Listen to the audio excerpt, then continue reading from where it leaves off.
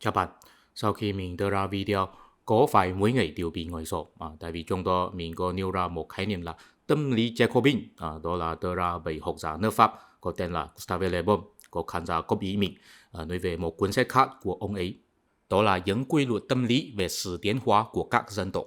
Cái này là phiên dịch của tiếng Việt, mình là tiếp tục phiên dịch của tiếng Anh có tên là Psychology of People, có nghĩa là tâm lý học của dân tộc. Sau khi mình đọc hết rồi, mình rất ngạc nhiên, tại vì nếu là ở Trung Quốc, cuốn sách này chắc chắn là bị cấm xuất bản, tại vì ý tưởng của sách này là phản đối chủ nghĩa xã hội, tức là phản động. Nhưng ở Việt Nam có được phiên dịch và xuất bản.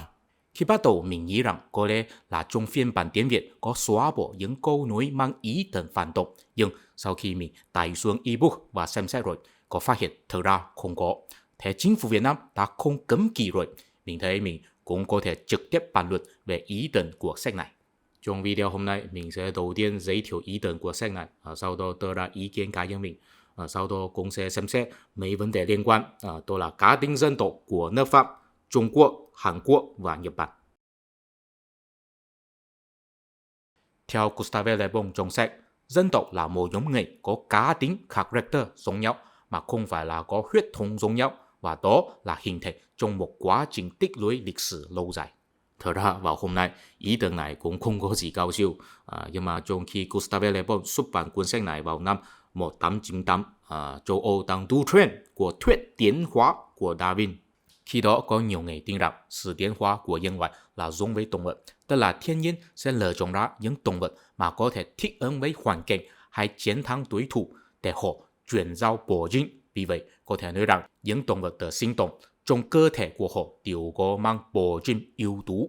Vào thế kỷ 19 của châu Âu, có nhiều người áp dụng đạo lý này vào xã hội nhân loại. Họ nghĩ rằng người da trắng có bổ gen yếu tố nhất, vì vậy có thể thực dân toàn thế giới.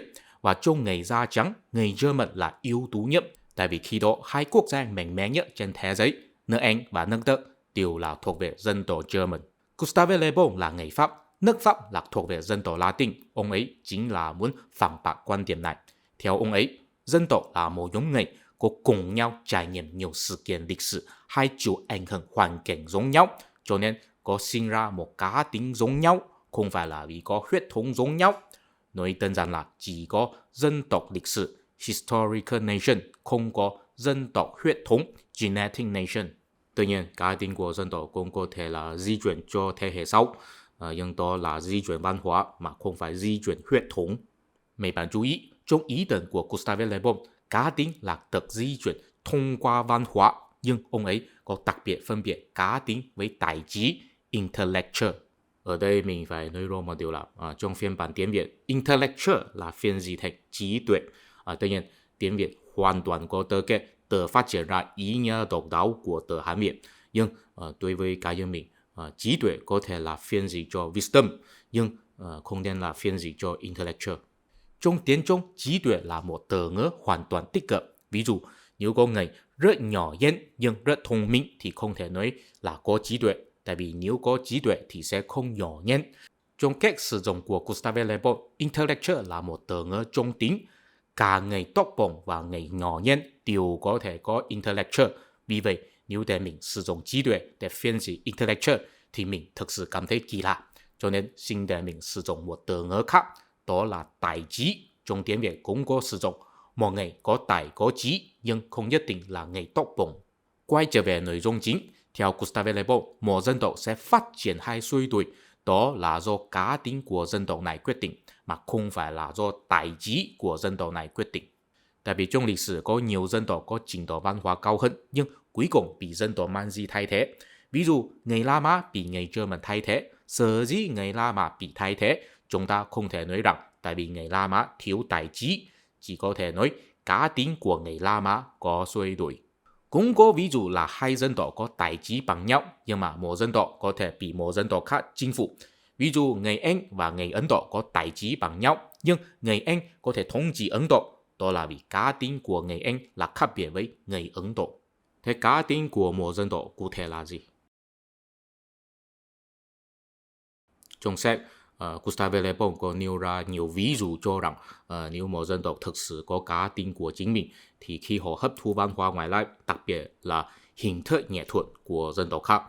Ngay cả họ sẽ mô phỏng người ta, nhưng họ sẽ biểu hiện ra tính cách hay khí chất độc đáo của chính mình. Ví dụ người La Mã có học hỏi nghệ thuật chạm khắc của người Hy Lạp, nhưng tác phẩm chạm khắc của người Hy Lạp chủ yếu là thần linh, đó là vì muốn biểu hiện tỷ lệ hoàn hảo của cơ thể thần linh, đó có mang chất thơ.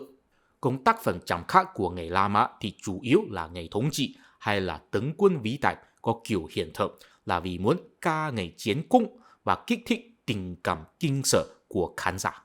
Nói đơn giản là tuy người La Mã có hấp thu nghệ thuật Hy Lạp rồi, nhưng họ sẽ đi biểu hiện ra tính cách thần võ của chính mình mà không sao chép tính cách chất thơ của người Hy Lạp. Tuy nhiên, cũng có hình thức không hiển nhiên, đó là khi hấp thụ lý thuyết của người ta.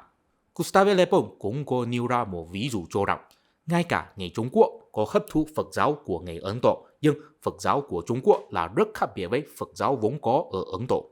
Tuy Gustave Le Bon không có giải thích rõ ràng về điều này, nhưng mà miễn là người có nghiên cứu Phật giáo đều biết, Thiên Tông Phật giáo của Trung Quốc rất độc đáo, đó là những mình tốn ngộ, có nghĩa là một người nếu thực sự muốn thay đổi bản thân mình thì không cần trải qua nhiều giai đoạn tu hành, có thể giác ngộ Phật tâm trong một khoảnh khắc. Và đó thực ra là áp dụng khái niệm nhân tính bản thiện của Trung Quốc vào Phật giáo. Đưa ra khái niệm nhân tâm bản Phật tâm, một người nếu có thể bỏ qua tính xấu xí hay ham muốn tội ác của chính mình thì có thể ngay lập tức hồi phục Phật tâm vốn có. Tuy nhiên, đối với Phật giáo vốn có của Ấn Độ, họ sẽ không quên với khái niệm này. Thật ra vào hôm nay, lý thuyết của Gustave Le Bon này cũng không có gì cao siêu.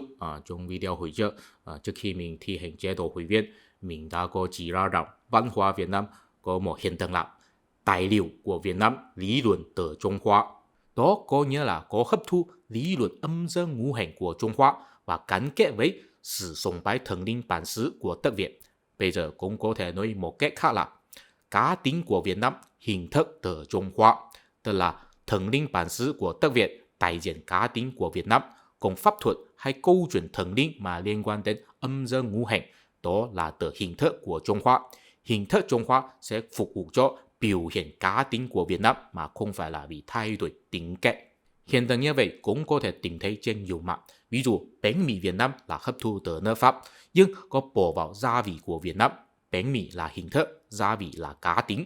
Hay là Việt Nam có hấp thu lý họ tống minh, nhưng khái niệm lý trong Việt Nam chỉ có ý tưởng là các loại đạo lý của vạn vật, không phải là một bản chất tuyệt đối trong nội tâm như Trung Quốc. Tại vì khái niệm về bản chất tuyệt đối nội tâm đó không phù hợp với cá tính của Việt Nam.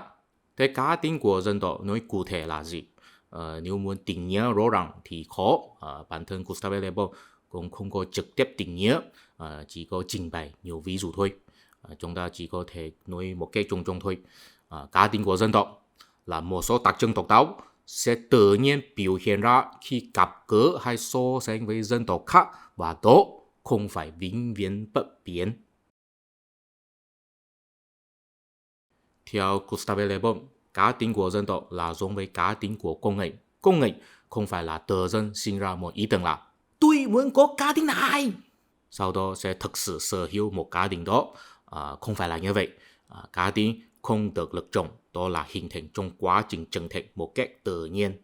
Tuy nhiên, một người có thể quyết tâm thay đổi cá tính của chính mình, một dân tộc cũng có thể, nhưng phải trải qua một quá trình rất lâu dài hay là thông qua cách mạng.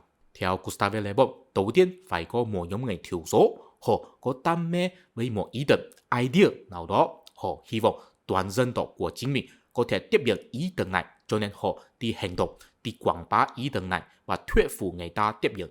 Và Gustave Le Bon có một nhận định rất thú vị là để một ý tưởng có thể biến thành một cá tính của dân tộc thì khi người ta tiếp nhận nó, người ta không phải là bị thuyết phục dựa trên lý tính mà là phải sinh ra sự đam mê với ý tưởng đó. Vì vậy, những người tinh hoa phải biết kích thích tình cảm đam mê của người dân, làm họ vượt qua lý tính và tin vào ý tưởng. Vì vậy, ông ấy nói rằng cá tính mà vững chắc nhất chính là ý tưởng tôn giáo, tại vì đó là ít chịu ảnh hưởng của lý tính. Trong sách, Gustave Le Bon không có giải thích rõ ràng, nhưng mà chúng ta có thể suy đoán rằng tại vì lý tính là tính toán theo lợi ích, cho nên nếu một người tiếp nhận một ý tưởng nào đó là dựa trên lý tính thì thông thường là vì có thể lấy được một lợi ích nào đó. Thế nếu sau đó phát hiện không thể lấy được lợi ích thì sẽ ngay lập tức bỏ qua ý tưởng. Thế ý tưởng như vậy tự nhiên sẽ không biến thành cá tính của con người. Giống như một tình huống là một người thích ăn thịt gà là vì tin rằng thịt gà có tốt cho sức khỏe, thì người đó thích ăn thịt gà không phải là cá tính của người đó. Nếu người đó phát hiện ăn thịt gà nhiều sẽ không tốt cho sức khỏe, nhưng vẫn thích ăn, thì chúng ta mới có thể nói rằng cá tính của người đó thực sự là thích ăn thịt gà. Tương tự như vậy, cá tính của một dân tộc là thực hiện sự đam mê vào một ý tưởng mà bất kể lợi ích và tính toán của lý tính. Khi một dân tộc tiếp nhận một ý tưởng mới và bỏ qua ý tưởng cũ thì có thể nói rằng cá tính của dân tộc đã thay đổi. Tuy nhiên, quá trình như vậy phải trải qua nhiều thời gian hay là có một vận động chính trị khốc liệt. Tuy nhiên, trong nhiều trường hợp cũng có thể là không bỏ qua ý tưởng cũ, đó có thể làm cá tính của dân tộc này phong phú hơn.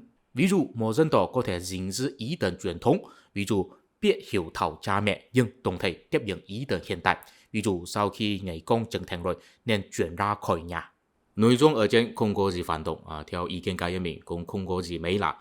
Mình tin rằng đa số người đều sẽ đồng ý. Tiếp theo mình sẽ giới thiệu ý tưởng phản động của Gustave Le Bon.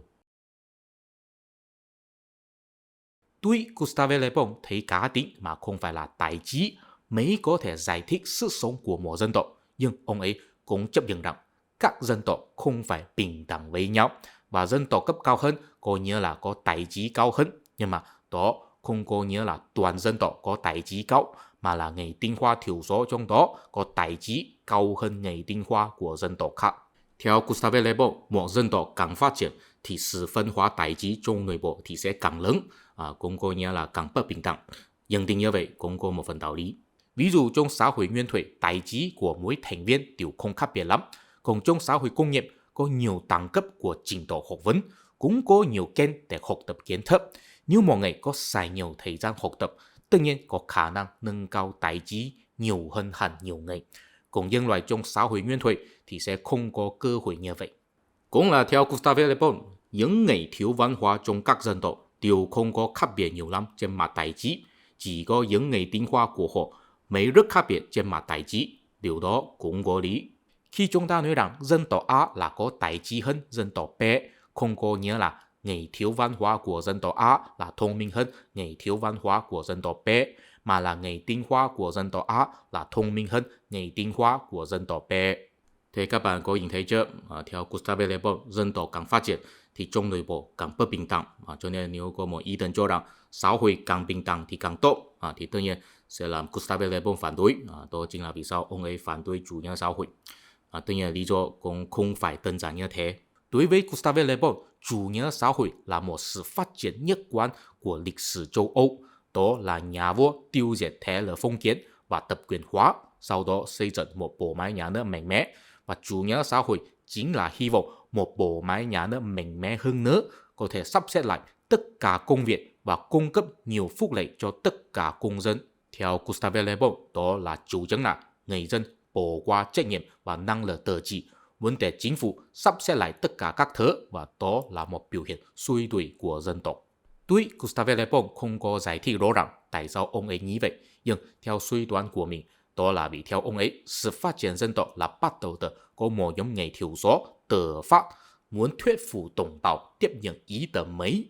Cùng chủ nghĩa xã hội là nhấn mạnh vai trò của chính phủ. Có lẽ đối với Gustave Le Bon, đó sẽ làm người dân đánh mất chí khí đi từ phát triển dân tộc, chỉ lấy biến chờ chính phủ giải quyết tất cả vấn đề.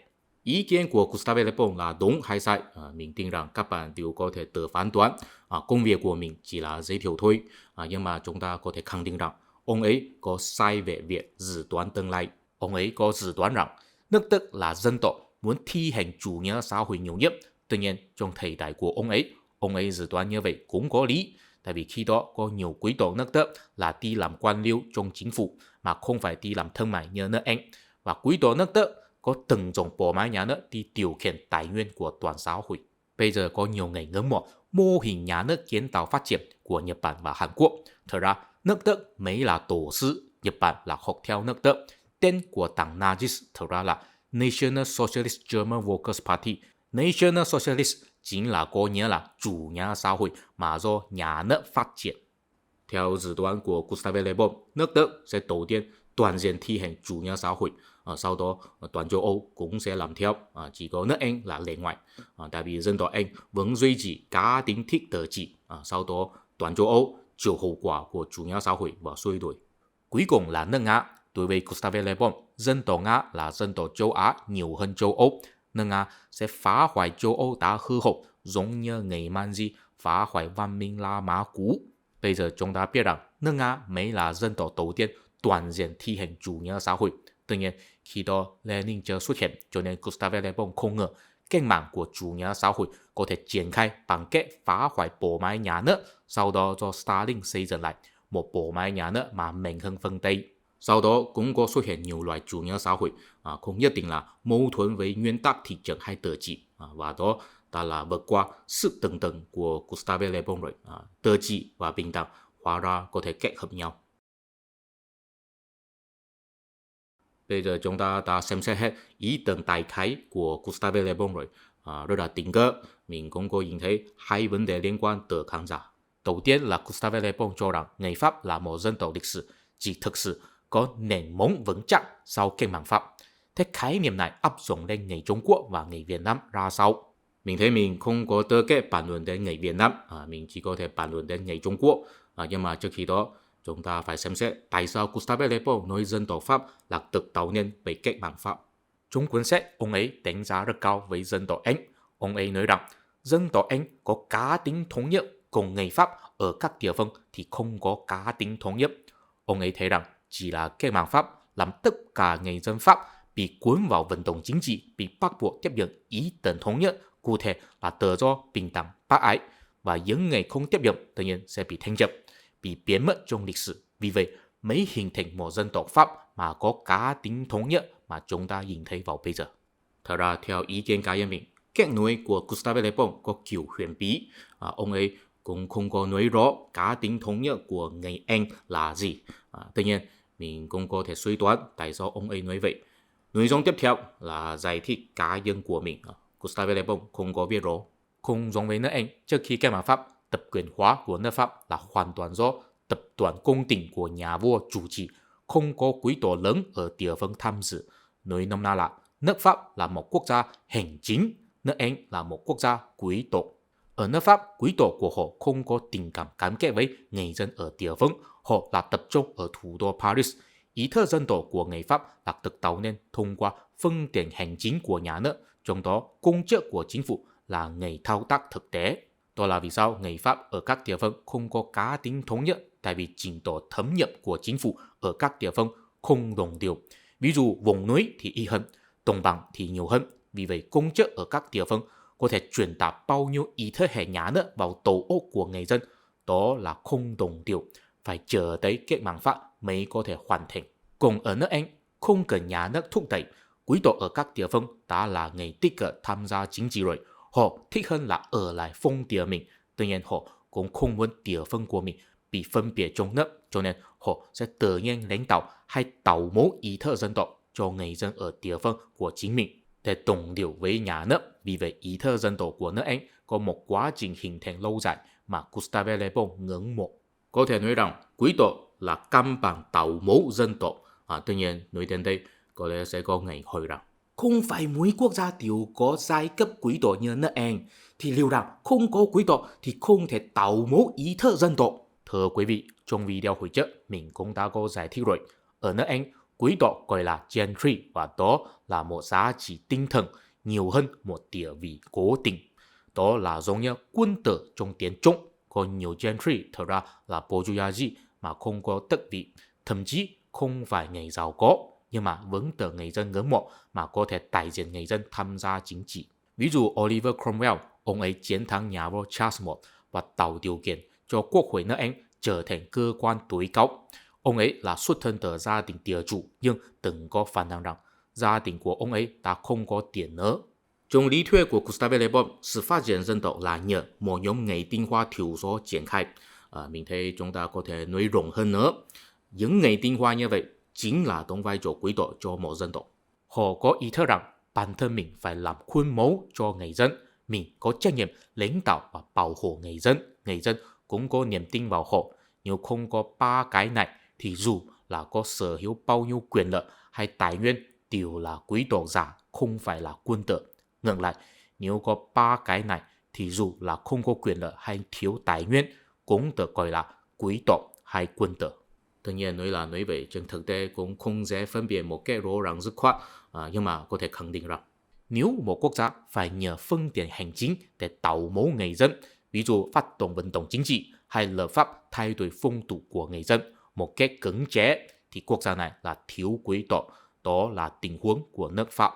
Nếu có nhiều quý tộc thì cuộc cải cách hay thay đổi của dân tộc đa phần là tờ giấy lên trên.